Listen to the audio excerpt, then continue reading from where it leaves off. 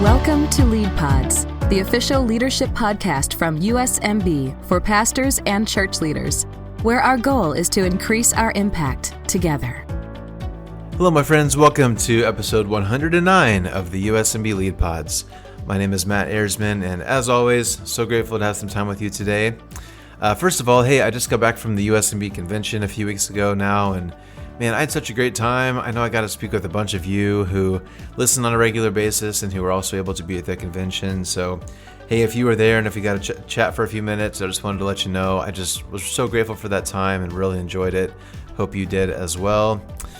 Now we're back at it with another episode of the podcast, and this week I'm so excited to welcome Fred and Esther Leonard. Many of you know them, pastors from Mountain View Church out in Fresno. Mountain View is such a great church, such an influential church in our USMB family. And they do so many things so well there. Today we cover a lot of ground. We mostly talk about a conference that Mountain View is going to be hosting, the Live the Mission Conference coming up in October. It's not too late for you to sign up, so you'll hear all about it here in today's episode. But beyond the conference, their church is just so passionate about missions, international missions, as well as local church planting. And so we get into a lot of things today. Both some small things that we can do as churches to really support and highlight global missions, as well as things that we can do that make a really big impact around the world, as well as a reminder for the importance of investing locally in our own communities. We cover just a little bit of everything, and I'm just so grateful for Fred and Esther and their experience, their wisdom, and their leadership. I think you'll really enjoy hearing from them today. So that's enough of me. Let's take a quick break, and then we'll get to Living the Mission with Fred and Esther Leonard. USMB's fall lead cohorts are starting in August and provide an opportunity for you to explore topics pertaining to life and ministry in an online community. New topics feature leadership development, guidelines for AI usage in the church, a book discussion on being faithfully different, Christian mythology, and personal outreach. Learn more or register for a fall lead cohort on the USMB website at usmb.org/lead-cohorts. All right, my friends. Well, today I'm excited to be joined by both Fred and Esther Leonard. They are from Mountain View Church in Fresno, California. Esther, we've had you on. It's been a while, but you've been on the podcast before. But Fred, this is your first time, and I can't believe it. I feel like you're one of those people that a lot of people in the USMB world know, very influential. So welcome to Lead Pods. Thanks for being here today. Thanks so much for having us. It's an honor for us. Yeah, great to have you both here. So I know we're going to kind of cover a lot of ground today, but I guess one thing that's kind of prompting this is your church is hosting a conference later this year, Live the Mission. Is that right? Can you give us a little bit of background of what that is and kind of what started this conversation today? Yeah, so we twice a year we do kind of a Live the Mission event internally as a church, and we invite other people to join us. And we've always wanted to turn it into a conference, partly because we're excited about missions pretty much for everyone. And we invite people, but we were working on that and trying to make that happen. So we did our first one last year, kind of inviting people, hopefully worked out a bunch of the bugs, what that means. And part of the reason behind it is, we both served in Bogota, Colombia with MB Mission. And we got excited about missions because our home church did missions, and they did a missions conference. And then as we got older, there was one in our city that was really, really good. And it was called Missions Fest. So we went to that. And then where we went to Bible school, there was also a big emphasis on missions. And we did short-term missions, and then we got married and went long-term. So, it's kind of like, but the genesis was back at our church. I mean, that's kind of how I look at it. Esther? Oh, yeah, we both grew up in the same church in Vancouver. And so missions and global missions was just part of the DNA of the church. And so a lot of times people don't have exposure to global missions. They're in local churches that maybe don't do a whole lot of global stuff. And so we just thought, this is a great opportunity for us to kind of relaunch something that used to happen a lot back in the day, but kind of we've drifted away from that. And so we're just kind of exploring the different ways on what that looks like today. And it's the funny part is it's really easy to get good speakers because there's hardly any missions conferences, and everybody's like, really? You're inviting us to a missions conference? And there's going to be young people there, which is really their recruiting base.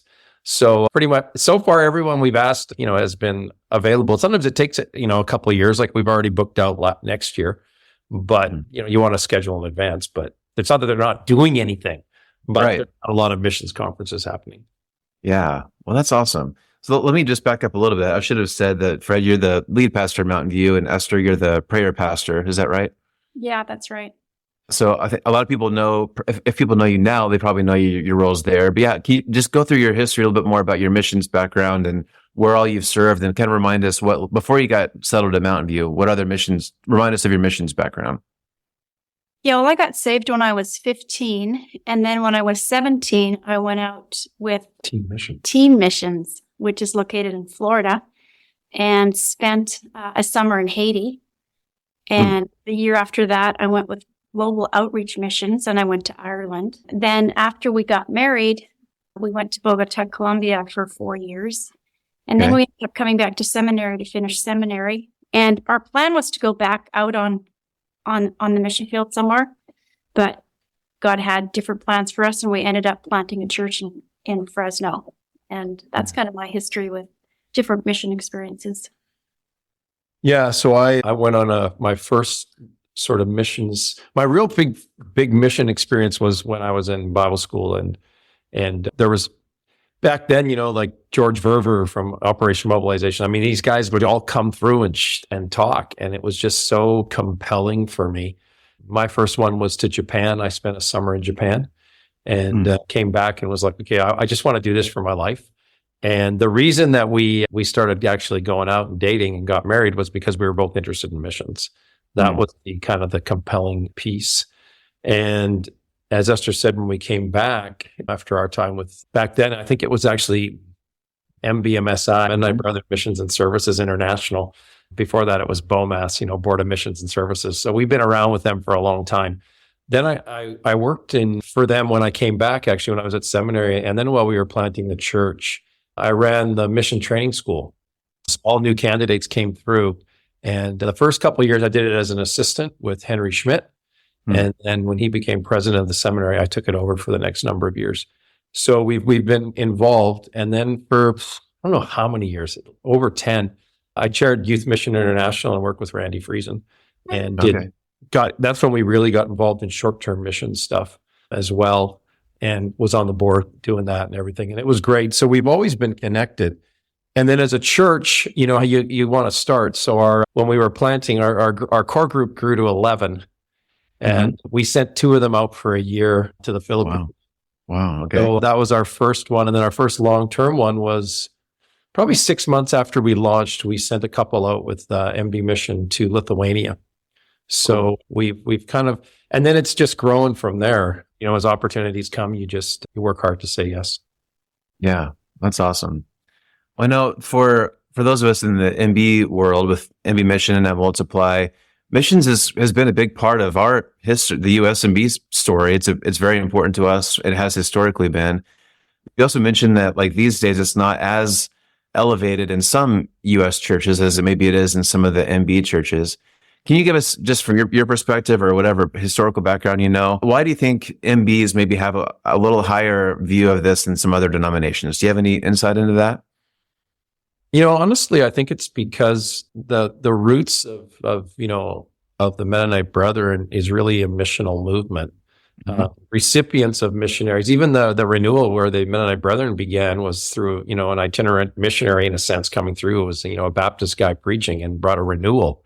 So recipients of missions, post-war, people immigrating to the U.S., Canada, Paraguay, in different places, it happened and it came through because because there was a partnership, right?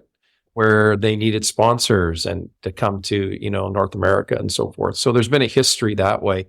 And, when it really kind of got its first initial push, when out of the colonies in Russia, there was a passion for, India, Africa, sending people. And I don't think that's ever really waned. We're at a bit of a lull in terms of the amount of actual mobilized Americans into the mission field right now, And, for people like us, we just think that should be changed and transformed. And as Esther said, we expected to spend our life on the mission field and didn't. So our commitment to God, to each other, and actually we talked about it with Harold Entz when he was the director. We just want to be a great mission calling out and sending church. We want that to be part of historical, but also today DNA. So we've always prioritized it in our budget and just look for opportunities. Like there's always opportunities. You just have to then say yes when they come. And they're usually surprising and a little more challenging than you think they're going to be, but it's a great opportunity to partner with things like all around the world. So we're super, like, it was kind of that our own story tied in with, really Mennonite Brethren and Baptist history and being surrounded by, good people that were excited about missions as well. And you just mentioned specifically at Mountain View, it's a high value to you all. And so for pastors, leaders listening, I guess, in your perspective, what does like a modern church in 2024, what's kind of the best practices for being involved in global missions? Obviously it's a biblical concept that has a lot of historical precedent. I think most of us want to do this, but it sounds like you guys really elevate that in Mountain View. So what do you do, and what can some of the other churches listening do to really elevate this? Yeah, I think part of it is our prayer of Psalm 2. God promises us the nations. And so that's always kind of in the forefront of what we think about and what we pray about.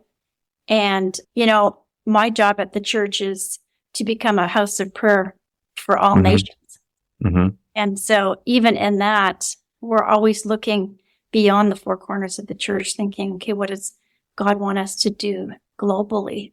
And so for us practically, like we highlight missions every single week. We have what we call a missions moment, where we talk about what God's doing through Mountain View Church in different parts of the world. And so we're working in many different places, and often we have like testimonies from we call them assets as opposed to missionaries, or we have reports of people that have gone and seen them. And so we are keeping global mission in front of people all the time.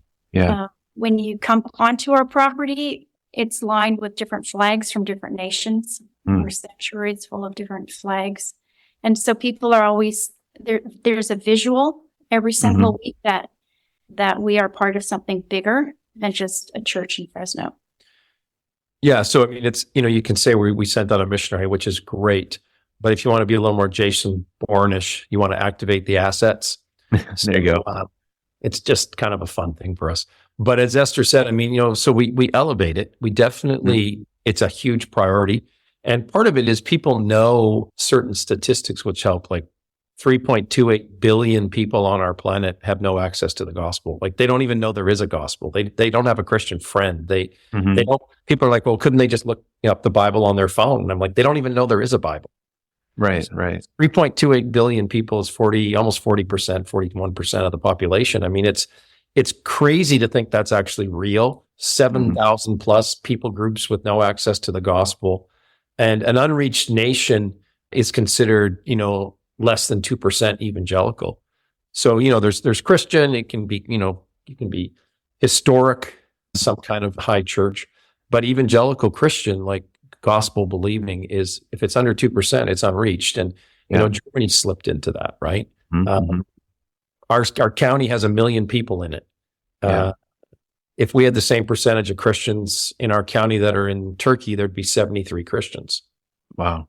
So the church, and we talk about those things constantly. So what you elevate is important. What you evaluate, also then becomes a value. So we evaluate, what's our eternal ROI? What's our return on investment, right? Like what's happening in these places? And, so you do that, and, then you celebrate, right? So we celebrate constantly. So this past weekend, we have a team that's just in Albania. And for those of us that are old, Albania was the first, atheistic country in the world declared by their communist government, and persecuted any religion. Like they took away buildings, put people in jail, people died, etc. When it fell in the early 90s, 1991, according to what they say, there was like 2 evangelical Christians in the country. Wow. And there's about 14,000, I think it's 14,700. So we have a team that's just got back from Albania. And, they saw 14 young people come to Jesus through the youth camp they did. They had someone come to Jesus at church on Sunday. And so you come back with lots of celebration, but the church knows that as they go, right? So people are praying and excited, and then we're celebrating. And We have a church plant in Spain. It's kind of a church planting graveyard. They had 5, people come to Jesus last week at a kids outreach they did. So because of time change, because we, like Esther says, we do a missions moment every Sunday, like we're talking about stuff that happened the same day. Yeah. We have a plan for what we're doing in the morning, but we always add in if something exciting happened, right? Wow. So we have a church plant in East Germany up on the North Sea in Greifswald, where Nordstrom pipeline used to dump out, actually. And, they just had their very first baptism. They're about, a year and a half old now. Yeah. Just of starting from nothing. Just the two of them moved there. And they had their first baptism, 3 people. So they send us a video, they send us photos, and we're showing it hours later, right? Yeah, man, that's amazing. So but the thing to always remember is we started with a short-term couple and then one couple we sent out. So you start where you're at, and then as you're faithful with the little, God promises he'll give you more. Yeah. And when something else comes up, you just choose to say yes. But you also then have to be prepared that it is, you're partnering, and you're serving and you're working under and with people. And, like we say, hey, that's our asset, in, East Germany, but we don't plant Mountain View churches. They're like, our name's not on anything. So we're a partner, and, we work, and a lot of them are like they're Mennonite Brethren churches we're planting, and some aren't. The only thing we're not excited about is independent churches, because everybody should be part of a family. Yeah. Yeah. But they're kingdom, and it's kingdom work. So, and it's you got to be willing to embrace the mystery of not knowing how it's always going to turn out. Right. Like, and we share with the church very clearly where it's at. We had a couple coming for some training. We have people come for training for 2 to 6 months. And we help them write a strategy to plant a church that they go back with. So we had a couple they're in Italy, and we don't have an MB work in Italy, but they go back to Italy, and we're partnering with them, and we're excited. They're going to come back again for a second stint with us, but we've connected them with MB Mission Europe. Wow. Awesome. Right. So we want them to become part of the family, if that makes sense. And so we've done that. It's the same with our church plant in Spain. Like, we've connected them with MB Mission Europe. It's the same with, like Albania, where we're calling them into a family, because we're not looking to plant an international denomination. We're looking to partner locally, nationally, and globally.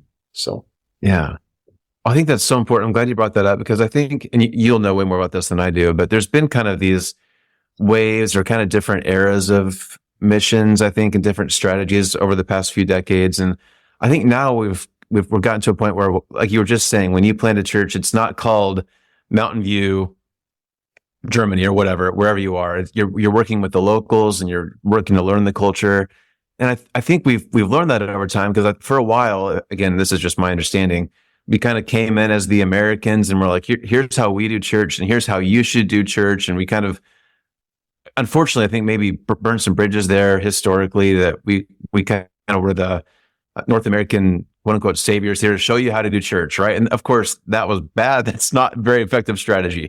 Can you just talk more about that, about empowering locals and working within the local cultures to really empower locals and to make sure you understand the culture? Because I think that's really important. Can you just share more about that? Yeah, I mean, really, to have success overseas, you have to work with people that are apostolic leaders in their own countries. Yeah. And a lot of times, those people don't have the resources or the support base that's needed for them to really begin to move powerfully within their own settings. And so one of the first works that we started working with was in Kenya. And Stephen Maori came to MB Seminary to get his master's there. And he just happened to come to Mountain View and made Mountain View his local church. And so he came from a people group up in Mount Elgon, Kenya, which was completely unreached. And so his desire was to go back there and to plant churches amongst his own people. So we already had relationship with him, so we simply began to partner with him. Yeah. So he was working for a group called International Christian Ministries, which actually came out of Bakersfield, California, and was connected with Laurel Glen. So they helped him get to the seminary, and then he ended up with us as well. And they were working down in a valley in Katali is a place in the Rift Valley. But his group was up on Mount Elgon, and it was about 400,000 people. And he figured there was maybe 5,000 believers among them. Okay. And now there's close to 300,000. Wow. So it was a great partnership with us, with him. But then you have to figure out how to create a missional movement. It's got to be scalable. It's got to be limited by the size of your wallet. Yeah. So we really just began talking and praying and asking God for a strategy. We hadn't read David Garrison's book yet on missional movements. Don't even think it was out back then, which is a seminal work on missional movements. And what we really, it was like, the wisdom of the Lord, every good idea comes from Jesus. So they're based on cows, actually. So you can't get married without a cow.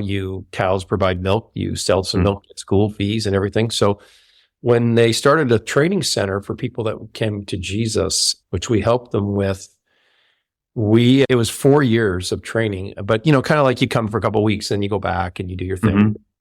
So to not screw up the system and have pastors get a job that's different than everyone else, and you make more money if you're a pastor, so let's all be pastors. I don't have to work in a factory anymore. When you started year 2, we gave them a cow, hundreds of cows. Wow. Okay. I'm not even kidding. Yeah. But you see, the thing is with cows is they have calves. So there's a moment where we said, okay, your first calf you bring to the seminary. And then every 10th calf after that. So now it's a self-growing thing, right? Like nobody even knows who we are, which is what a missional movement is, right? But we went for a number of years with teams. We worked on buildings. We did crusades. We did outreaches, bought sheep for widows. I mean, it was like everything that fit culturally, but everything was basically led by Kenyans. Yeah. And we're working within a tribe. So then everywhere we've gone, we I wouldn't say we stumbled across it. I would say God led us into an understanding of, you don't know language, you don't know culture, and you cannot create a system that's dependent on American dollars. Yeah, right. So that's part of the shift. So someone asked me this weekend, and I said, we just try and say yes. Well, that afternoon I get an email from one of our contacts in another country, and he's like, hey, I've got 2 guys that we want to send out into church planting. So the agreement is we'll help them, transition and begin working there, but it's you evaluate it every year. It's a maximum of 3 years. Okay. Wow. And then they have to be self-sustaining, and that means that church is growing, which means that church is now sending people out to do things. And we'll do that on a short-term thing if it's someone that they're identifying as a leader of leaders. Because as soon as you start paying people, you're limited in what you can do and how many churches. Like, we could have never seen the movement in Kenya or anywhere that we've seen that if people were getting North American salaries. Right. But I also want to be clear, mobilizing Americans into mission, who are trainers and disciplers, who are entrepreneurial, who are, there's so many countries where there's no momentum. You disciple people and release people into that, and they're kind of the tip of the spear people that are in. Yeah. But usually and often in those countries, and we've encountered that, with our denominational mission as well, is they get kicked out. But these people can't get kicked out. They might get killed. Right. But they won't get kicked out. Right. So, I think that's the part. So there is a really important place for Americans to go, but you have to come in with the understanding that you're not the person in charge, and you don't really know what you're doing, and you're going to struggle to learn language. You're going to struggle to learn culture. But you trust that God's going to use you to lead a few key people to Jesus. The person of peace that, we talk about, right? Absolutely. Yeah, I think humility is so important in those roles. So that's cool. I'm glad you're modeling that well. So as you're talking, Fred, I work at a local church here in Wichita too. So one of the first just practical questions that comes to my mind is, this is a ton of work. it's a ton of money. It's a ton of oversight. It's a ton of vision casting. So at Mountain View, how does this work practically? Like, do you have a missions pastor, or is this just the two of you are just very passionate about that? So you make time for this, or how, practically speaking, other than the mission moment, how do you keep this going? Because all of these are huge tasks. Yeah. So it's about 30% of our budget. Okay. So it's expensive. So there's things we don't do here because we want to do it there. Yeah. And it's a team effort. We have 3 campuses. So both campus pastors are leading teams this summer. Yeah. And we have it broken down into regions because we work in I wrote it down. It's always changing. 37 countries. Wow. So because we're in 37 countries, and in our mind, adults and children, we're partnering with adults and children together, 467 people. Wow. That we actually know. Yeah. So some not as well, like some are like, with this or that, but there's a core within that as well. And most of them aren't Americans. So like in Kenya, Stephen's got his team. So we partner with a group of people there and we bring them here, and all those things. So the church, at Live the Mission, we're always flying people in, and then at other times as well. So, it's a great partnership that the church is excited about. And then we have we create asset cards in little boxes. So we kind of do one every day, Okay. So usually when people come for, I've met them, but not, people don't know them, or there's new people. They show up to Live the Mission and they're just like, everyone here knows us. And like, yeah, because everybody sees your picture, everybody's praying for you. And and because we have people constantly here getting training, the church feels invested with them because these people are literally part of church life. Yeah. And they're on stage and they stumble through because, their English isn't their first language. Right. But, we'd rather have somebody, stumble through something, we're native English speakers, right? So we get it when they miss a word here or there, right? Yeah. But it's part of creating a relationship. And because we're both bilingual, we both speak Spanish. Esther's actually trilingual. She speaks German as well. So that opens up doors for us, but it's a team effort. We also have somebody that does a lot of the mission stuff and all the admin stuff and, everything else. Like I can lead at a certain level, but, day-to-day operations or preparing for this missions event we're doing, which we'd love to have everybody that wants to come. But it's a boatload of work. Yeah. So it's a sea of volunteers that are at this point passionate about missions and want to do it. But it's taken 31 years to get where we're at, right? Right. It works a little bit like when you're church planting. So when you first start church planting, like every single person that becomes part of your church starts out by being one of your best friends. Right. And then you only have so much capacity for best friends. And so eventually those people connect with each other. And then you get more best friends and slowly begin to grow. And when we look at like our work within Europe, like a lot of the people, they're cross-pollinating. Italy's investing in Germany, and Germany's investing in Spain and Turkey.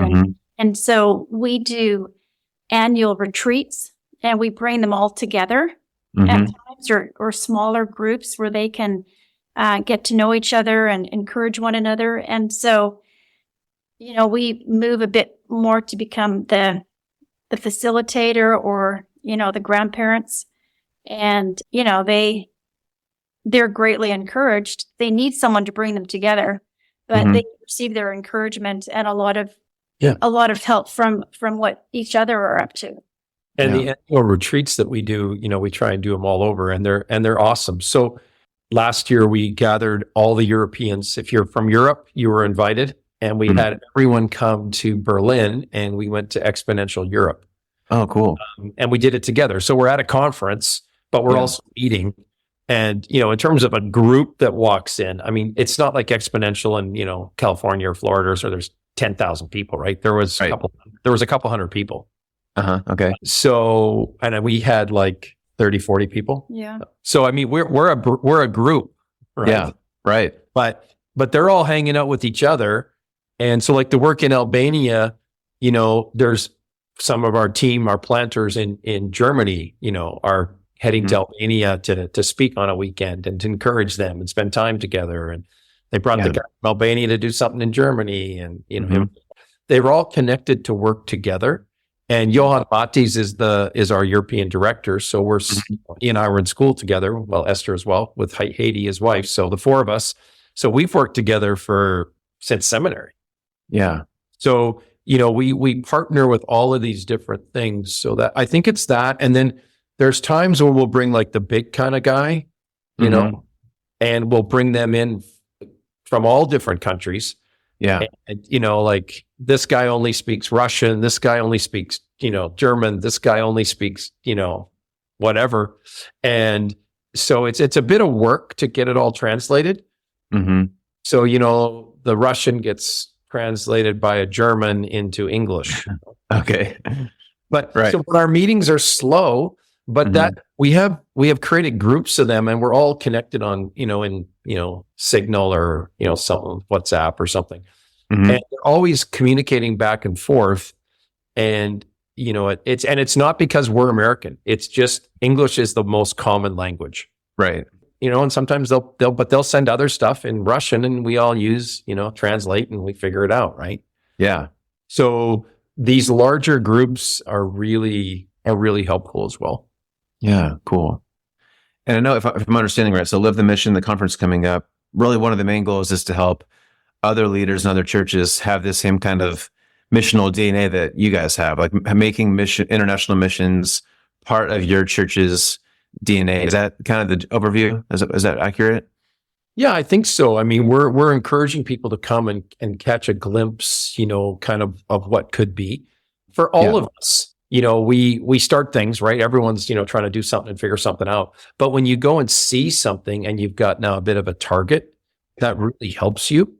And, like we have a new, kids pastor. And so, we go and visit a church in town that's, steps ahead of us. And now they're connecting, and the two pastors are meeting and working, getting help. Right. So we're going and learning from places constantly. And we're saying, let's kind of gather and figure it out. So like we're at Exponential last year in the spring. So, the guy running Exponential Europe, he's from, Finland. He's a pastor and he's a speaker and he's this and that. So I'm like, hey, do you want to come to our conference? And so he's coming in October. That's awesome. Very cool. Because he's, it took a year and a half to get it on his schedule and, get him here. So we got a speaker from, there. We got a speaker from Germany. We got a speaker from South Africa. We have one from Canada who's on the Multiply board, Brian Bourne, and we got Brad Clausen from Phoenix. I mean, you're trying to grab people that bring things from different perspectives. Yeah. Brian and Teresa were missionaries in Botswana for years. And then we're trying to figure out what we work together, globally and cross barriers and whatever. And then we're also, partnering with our family of churches and saying, how are we going to do this together as well? So Phil Weeb's coming from Utah and bringing a whole group of pastors with him, It'll be fun. Well, you mentioned earlier, Esther, I think you said that it's been 31 years in the making. Is that what you said? So it's so encouraging and inspiring for us to hear what you guys are doing. But I think for a lot of pastors, that might seem like, that's 31 years away for their church. That sounds like that's a different planet. They can't do what Mountain View is doing. And of course, I know you're not saying that's what they should be doing.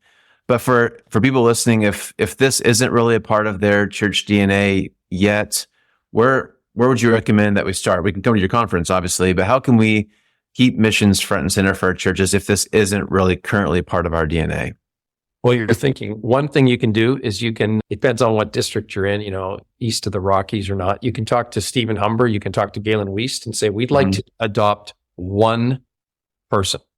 Yeah. That would be one. Another is see it as a win when your best and brightest want to go out into the mission field. Not like you should really stay here. Sometimes, as leaders, you want to keep the best, but we really want to send Paul and Barnabas, not Ananias and Sapphira. Yeah. So you send the ones you can't afford to lose. Right. And something good happens. And then it feels like missions is worth it. Yeah. Right. So I think it's the start of like, who can we identify? Who can we send? It's like we're encouraging students from Fresno Pacific to come. Yeah, right. We're also encouraging students from Tabor to come. Because there's always people that are interested in missions who don't know where to go and what to do. Right. So we're trying to engage at that level. So if we were starting all over again, I think we'd start the same way. We'd pray, God, give us somebody that wants to go on missions. Yeah. And, you find somebody and then you send them and then you report and keep it in front of the church what's happening. Then you go visit them and you see, with your own eyes, and you take a team of people, and then you send a team and but it's sort of like putting marbles in a maze, right? You always want them out on the other side. Right. But you got to actually put some in, and it takes a while for them to pop out. Yeah. I look at people that we're hiring at staff now because, it's a podcast, but if you saw us, we're old. Okay, I'm old. Esther's still young. But, there's people coming into leadership at church on staff who were born at the church. Well, that's a long process. Yeah. And our challenge is in our culture today, we're not really into long processes. Right. And so part of that is pastors need to stay around long enough for it to happen. And, but it's got to become church DNA. It takes a while.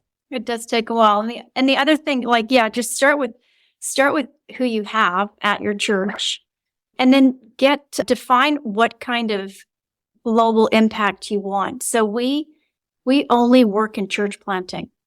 And so if people want us to support the orphanage, we're actually working with church planting. And if you want us to help plant a church within the city that the orphanage is in, because orphanages will come and go, but the church hopefully will stay for a long period of time, right? And so we're not jumping on every mission opportunity. We're being selective with just church planting, but we're also asking the people that are in our church, like, who are you supporting on the side? You know how there's a lot of people giving money here and there and everywhere else. And so we're looking at those people thinking, okay, which people are already being supported by people from our church, and does that fall under church planting, and how can we adopt what maybe they've been investing in for the last 10 years? And so convincing people that your $25 that you're sending to these, missionaries in Albania, if Mountain View came behind that missionary, we could send not only financial resources, but we could send teams, we could send expertise, we could send training, we could actually develop a broad relationship with this missionary couple and the church that trying to plant. And so, it's much better for us to get involved in what people are already supporting, if it's with what we're actually wanting to support. And sometimes we reach out to missionaries that people have been supporting for years, and we kind of go through the criteria of what it means to work with us as a church, and part of it is accountability. Like, we need to see your works, we need to know what you're doing, what your strategy is. And for some missionaries, they're not interested in that. Yeah, right. And so we're like, okay, then we can't work together. But if we could work together, that's definitely something that we want to be doing. Yeah.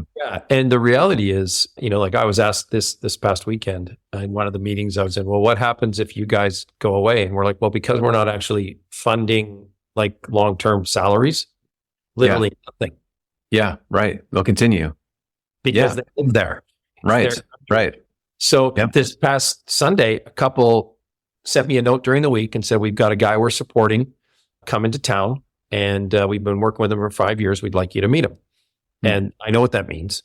So I meet with the guy, and he's a church planter. So he ticks a bunch of boxes. But I said, great, here's my card, email me. So he emails me. So he sends me, his little fundraising thing and everything else. Well, I know people in the country he's working in. So I just forward it to them and say, can you guys check this out for me? And I mean, this is like, today's Wednesday. So this was like 3 days ago. Yeah. And their response is back, we'll call his pastor, because we were pretty sure that he got sent out from the church in good standing to plant a church. Okay. So, all the people we already know in these countries are doing all the work, and back is, yeah, it's really good. You guys, he's someone worth doing a short-term investment with. But again, for us, that means we're in for a period of time. And we know there's accountability. We know he's working with somebody else. Yeah. So you have to vet what you're working with. And part of that is you have to show up and see it. Yep. And sometimes you show up and you're just like, you're literally doing nothing. Yeah. Right. Right. Yeah. No, that's so important. It is. And it does happen. And then you're just like, Yeah. So but we're really careful. We start super slow and we do a lot of checking because you're being responsible, for that. So. Well, that leads me, maybe you can expand on this, because that was one of my next questions, was kind of the whole short-term versus long-term. And, over the years, I've heard people say, if you send 10 people from your church to go overseas, that $20,000, $30,000 could be way more effective if you just give the local people the money. There's a lot of discussion about that. But as we're recording, last week I was in France visiting a Multiply missionary. I was with Paul and Sarah Ragus last week. Yeah, and they're amazing. They're doing such good work, and I think for me, I got so much value out of seeing what they're doing. Like you just say, I can see for myself. We are not wasting funds. They are doing good work. So it's good for the local church to see what the local people are doing. And Paul and Sarah kept saying, like, it's such a blessing that you guys would come visit us, like that you would take time out of your week to come visit us. It's so encouraging and refreshing to them as the missionaries. So I'm with you. I see so much value in sending teams, both for the team's benefit and for the local missionaries' benefit. Can you just talk from your experience more about that, short-term versus long-term, and the value of sending short-term teams? So it's a theology of presence, right? Like something happens when you show up in the flesh. Yeah. So God thought that was a good idea because the word became flesh and moved into our neighborhood, right? Right. So God could have figured out salvation in a different way, but he chose to send. Yeah. And I think that's the theology of presence is really, really important. That's good. And I would say too, it's everything you're saying, but it's again, we want to play, chess instead of checkers. Yeah. So are you at Ridgepoint? Yes. Yeah. Okay. So you're at Ridgepoint. So you have a church plant. I see your shirt there. You have a church plant, right? Yeah. And I've talked to Andy, off and on. And the reality is there's church planters in America that nobody visits. Right. And it's lonely. Or when people visit, they're critical or they're this or they're that, right? Yep. You just go and hang out with people and pray with people and encourage people and answer questions and tell them they're not alone is such a win. It's part of the theology of presence and stepping in to help. We have 4 kids. We've taken them all over the world. It was challenging to do that, but it was worth it. So like I just think about my own kids who love to support missions. One of them's in full-time ministry, so to speak, and the other ones are all in ministry, right? But my one son is like, his goal is to support missions as much as he can. I mean, I'll say the other ones aren't, but like he just like, it's kind of like for all of them, it's important. He lives around where we live, so we talk about stuff like this. And he's just like so excited about investing because he's been and he's seen, and he wants to keep doing that, and he wants his kids to do that. And I think that doesn't happen if you never go. Right. Because, it changes your life when you get on a plane and get off and you see something and you meet people in their environment and you see them struggling and you're just like, then you have to have the wisdom to not screw it up. Like when Helping Hurts is a great book, you still have to live within the confines. So I think that's a big part of it. And before you add something back on the other, I think when you talk about the ways things go and investing and helping and all that, you just have to constantly pray about it and ask Jesus what to do. And one of the greatest gifts you bring, and you can talk about this, Esther, is when you come and visit, you're bringing an opportunity to listen, but also to pray on site with insight, right? Like you're praying with people. And if you go on a team and you never sit down and pray with people constantly, you've missed one of the greatest opportunities to bring them into the presence of Jesus. So do you want to talk a little bit about that?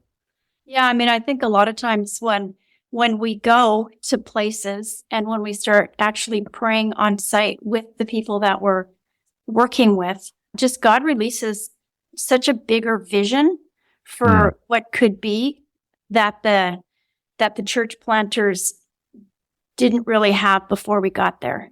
Mm-hmm. There's something about like praying in faith and believing for something that you haven't yet seen. And so if it's just you and your spouse, you only see whatever is right in front of you often. But when you have other people that have seen maybe a lot more than you have, or have seen God move in great ways, you can begin to believe for things that are much bigger than you could even hope or imagine. And so even thinking about the work we've started with in Albania, like when we first met this guy and his wife, their vision for what God could do was so limited, so limited. And, over, what has it been, 2 years of partnering with him, God has just done incredible things. And they even have like a new facility, which is like massive, and it's paid for and it's renovated. And yeah, God's given them favor in the city, and they've got people outside of their country that actually believe in them and are praying for them and partnering with them. And it seems like such a small thing. Like we flew them out here as part of that kind of big leaders meeting. And we actually never met them in person yet. Oh, wow. And we thought, we can just tell this is going to be a good thing. And they went back with such a different view. And then we went out and, we flew out and visited them as well. But even before we got there, it was like, he's got this vision now for this building that's, because, their building's full, right? And they can't do it. It's small. So there's this huge place. And I said, okay, I'll tell you what, I'll make you a deal. We can't, it was 350,000 euros. And I'm like, we don't have 350,000 euros, but we will gather our church to pray for a miracle. And, and then it said, once you own it, we'll send you, I think it was 25 or 30,000 euros to fix it, to make it. Okay. So that was the deal. But we got to pray in the money. So his church is praying, we're praying. And to make the story really short, they ended up out of random places from people who cared about Albania and somehow found him. They got 325,000 euros. Man, that's crazy. This guy comes out of a Muslim background. He's a gypsy. They're Roma. Like they're at the bottom of everything. And all of a sudden he's got 325,000 euros and makes the offer that buys the building. We send him some money. It's remodeled. I mean, it's wow. I mean, there's 200 churches in Albania now with 14,000+ people, and they're all 30, 40 people. And all of a sudden he's got this huge church, like growing constantly. Right. And it's because, you get to see what you don't see, but it's because people are praying and caring. I'd be remiss if I didn't say as well, though, that part of our strategic move, besides helping people write strategies and bringing them here and all of that, everything costs money, right? Yeah. So you buy your plane ticket to come here for training, and then we cover everything when you're here. Oh, cool. That's awesome. You have to buy a plane ticket. Yeah. For some of them, it takes them a while to get that together. Right.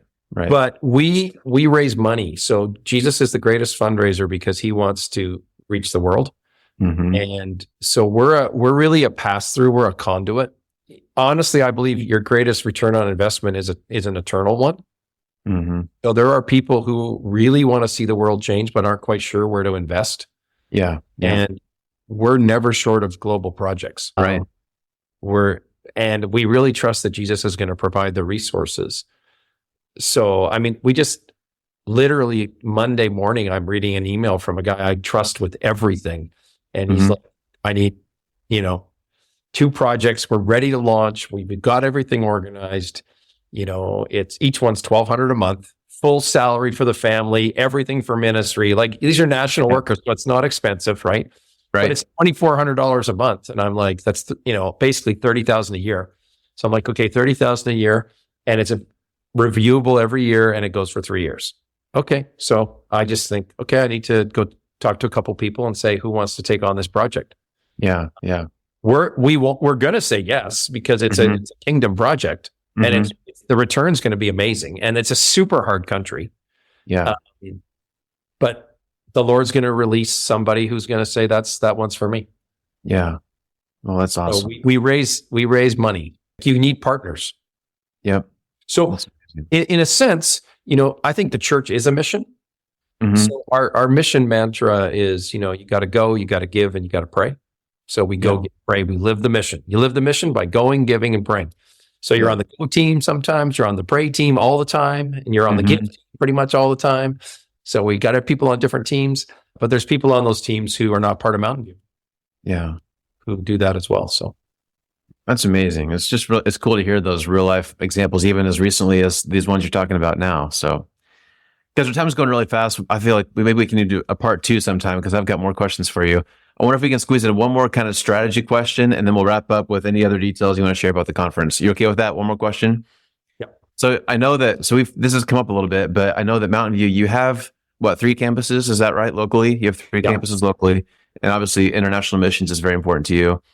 How do you balance local church planning versus international missions? And if someone's listening and they feel like they don't have capacity to do both really well, they don't have budget to do both really well. Clearly, America needs more churches too. So how does Mountain View balance local church planting with international missions? We do a lot of local church planting. So for years, I was chairing the Mission USA board. Mm-hmm. We still work with church planting every opportunity we get and encourage people. That's my connections with, Phil Weeb and John Feaster and Christian Coes and Mario, Stephanie, and, a whole list of people. And we'll always say yes. I talked to Andy about church planting, that Rich Point's doing. That's super important to us. But I would say it's hard. You shouldn't do things globally that you aren't doing locally. Mm-hmm. Start local. Start helping out a church plant in your city. There's church plants in your city. If you don't have one, help one. Help one in another city. Like there's partners that have partnered with all of those guys who have been on the podcast from other states, right? Yeah. Start in your city, start in your state, move to your country, and create some passion for church planting. But the core, to get to the core of the core, you have to actually care about lost people. So Luke 19:10, right? Son of Man came to seek and to save the lost. Right. So if you don't care about lost people, I've got lots of favorite verses, usually the one I'm preaching on that weekend. Okay. But Philippians 3:18 and 19, right? The Apostle Paul says, I've told you often before, and I say it again with tears in my eyes. There's many, whose conduct shows they're really enemies of the cross of Christ, right? Their God is their appetite, and it's leading to destruction. Yeah. And, Paul didn't say anybody that died is going to get what they deserve. But tears in his eyes said there's lots of people who don't know Jesus. Right. So if we get to the point where we start crying for our own friends and family and coworkers and students we go to school with and neighbors who don't know Jesus, then we can start caring about other things around the world. So it's for the glory of God. And, Paul writes the church in Corinth, as more and more people come to Christ, God receives more and more glory. So it's got to be foundationally in that. Yeah, and I think as a church, we love to work with new church plants nationally to encourage them to get some DNA globally. Right? Yeah. It's like, even if you're starting a family, if you just focus on, your immediate little family, you're always going to feel like you don't have enough. And you can go through your whole life with that mentality, as opposed to saying, you know what, I'm going to trust that as I begin to care for people outside of my family, that God is going to trust me with more resources so that I can do everything that he's called me to. And so it's not like you've got to get it together and then you start reaching out. While you're still struggling, you reach out. Yeah. That's good. Very good. Well, like I said, our time has breezed past. We could go much longer. But before we go, last thing about the conference, I want to make sure people can learn more about that. It's not too late to sign up, right? So walk through whatever details there are about the conference before we wrap up here today. Yeah, simply just go to mountainview.org, and it's the Live the Mission Conference. It's October 6 to 8, starts Sunday night, goes through Tuesday night. Obviously, if you want to come early and hang out for the weekend, there's mission stuff going on all weekend for us too. But it starts Sunday night. And if people are like, well, I couldn't make it till Sunday night late, we'd show up, be there Monday, Tuesday. Totally worth it. And it's going to be great. I think it's $79 right now. Eventually it goes up to $119, which we thought was fair. Students are $5. So nice. We actually want people to come. So, right. It'll be a subsidized conference, put it that way. Nice. That's awesome. Well, guys, just talking to you, I don't know you very well, but just talking to you this past hour has just been really encouraging to me. I love what you're doing, and I think we all can learn a lot from you. So thanks for sharing with us today, and hope a bunch of people come check out the conference. Appreciate your time. We look forward to seeing you there as well. I know. I need to get my act together, don't I? Thanks for hosting us. Thanks for having us. Yes, thanks, guys. All right. The July-August issue of the Christian Leader magazine should have arrived in your mailbox. Feature articles in this issue focus on Christ's second coming and reflect some of the many ways U.S. Mennonite brethren view the details of Christ's final triumph. Request a print copy or view the content online at christianleadermag.com. Boy, Fred and Esther both are just full of so much wisdom, so much insight, and I just am so grateful for their time on the podcast today. I had a lot of really big takeaways as I was editing. I jotted some notes down and love the idea of the theology of presence, just how important that is, how Jesus did that for us, and we're called to do that for others. And that idea just really stuck with me. And just the reminder that really all of us have a part to play here, whether we're people who pray, people who give, people who go, or some combination of those three things. This is a thing that all of us are called to. That was a good reminder for me and for all of us. This is not just for lead pastors or for missionaries, but we all have a role to play. And that's just a good reminder for me. So if you're at all interested in potentially attending the conference, you can check out mountainview.org. As Fred said there's a link on their homepage if you scroll down just a little bit to learn more about that. So if your schedule, your budget allows, I highly encourage you to do that and to learn all that you can from Fred and Esther and all the many leaders who they're going to be bringing in. All right, and with that, I think we'll go ahead and wrap it up. So once again, thanks so much for listening. Hope you have a great week ahead, and we'll look forward to seeing you next time here on Lead Pods. Thanks for listening to Lead Pods. Make sure you don't miss an episode by subscribing to our show wherever you're listening today.